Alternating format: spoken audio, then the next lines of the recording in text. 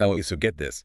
Moving to another country for love. Ooh, for love. Like uprooting your whole life for love. That's what we're diving into today. A big one. Huge, right? Yeah. And I got to say, going through all this research, it's got me feeling, I don't know, kind of giddy, but also like I should probably double check my passport expiration date. Haha, I hear you. It's romantic, right? But I think what surprised me most, looking at all these different stories, is it's less about just like a spontaneous leap. Right. It's not just like jumping on a plane with a one-way ticket. Yeah, it's way more about making informed choices. Exactly. Like our sources, all of them, really stress that first crucial step.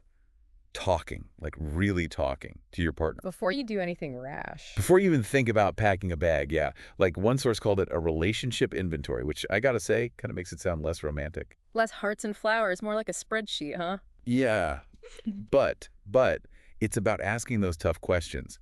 Are we both, truly both, ready to potentially change everything? Like long-term. That's where this whole idea of assessing the commitment level gets really interesting, I think.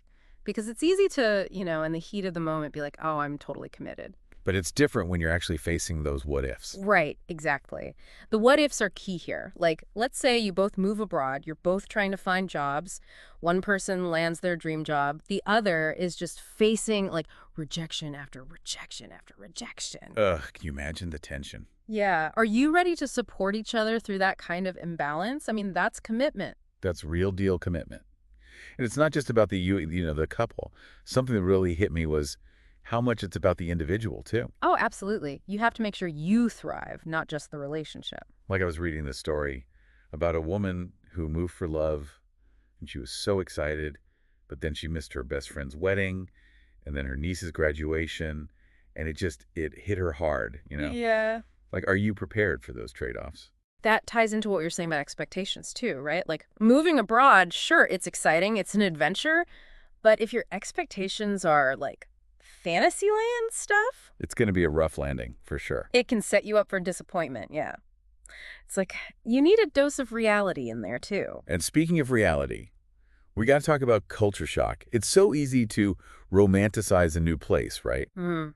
But then you get there, it's like, wait, what? Daily life is a different beast. Totally different. Our sources had some great practical tips. Like, did you know tipping etiquette is a huge thing to be aware of? You can really accidentally offend people if you don't do it right. Oh yeah, or even like how much PDA is okay. PDA. Oh, public displays of affection, right? Yeah, like holding hands, kissing, even just touching someone's arm. It's different everywhere you go. And it's not just those like surface level things. The differences go way deeper. It's about how you communicate. How you argue, even. Absolutely. What might be a little disagreement here could turn into a huge blow up somewhere else. And that's why even just starting to learn about your partner's culture now, Like even just watching movies or listening to music. it can make such a difference. Yeah. It starts to prepare you for those cultural differences. Okay, now this is where I get a little stressed, thinking about all the logistics. Visas, finding a place to live, healthcare. The logistics jungle, Yeah, it could be really overwhelming. it is, but the good news is there's a ton of help out there. Really, where do you even begin? There are these websites for expats, online forums. I even found one that was specific to like moving to Madrid. Wow, so specific. Yeah, and people share tips about everything from like what neighborhoods are safe and affordable. Yeah, how to get a doctor's appointment, probably. Yeah, and just knowing you're not alone in all this, that can make a big difference. I like that, not being alone.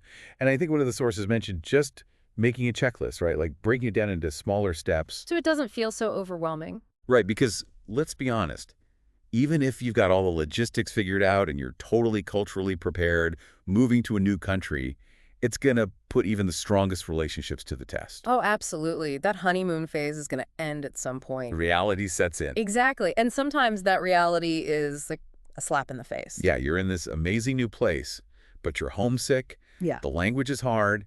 You just want a pizza delivered. But they don't deliver pizza there. It happened to someone we read about. And that's when I think how you and your partner handle problems together, that really comes into play. Being able to like talk it through, make compromises, those are essential skills. Yeah, one couple we read about, they said moving abroad wasn't about avoiding challenges.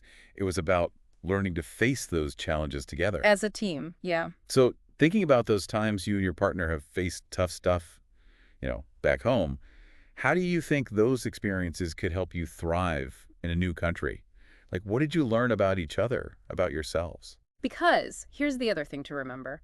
Moving for love, it doesn't mean you have to give up on your own dreams, your own growth. I love that. It's not about sacrificing yourself. Not at all. In fact, a lot of people find that moving abroad actually opens up new possibilities. They try new hobbies. Discover hidden talents. Maybe they volunteer. Maybe they even find a career path they never would have considered back home. One article even said 65% of people who moved abroad for love found brand new passions. Isn't that amazing? It's like, that saying, life begins at the end of your comfort zone. That's what this is all about. So, yeah, it's exciting, right? It's a huge decision, but it could be the start of something incredible. Definitely. Just remember, it's not just a physical move. You're not just changing your address. You're changing, well, pretty much everything. It's emotional. It's about how you see yourself, how you connect to your home country and your new home. It's a whole journey. And on that note, we've gone from those first, heart-flittery moments of, should we do this, Yeah. to some pretty heavy logistics. We covered a lot of ground today. We did, but like any good adventure, a little preparation, it goes a long way, right? Exactly. So if you're feeling inspired or maybe a little overwhelmed, check out our show notes. We've got links to all those helpful resources we talked about. Maybe this deep dive is just the first step in your love-powered adventure. Who knows? The world is waiting. All right, until next time, folks. Bye, everyone.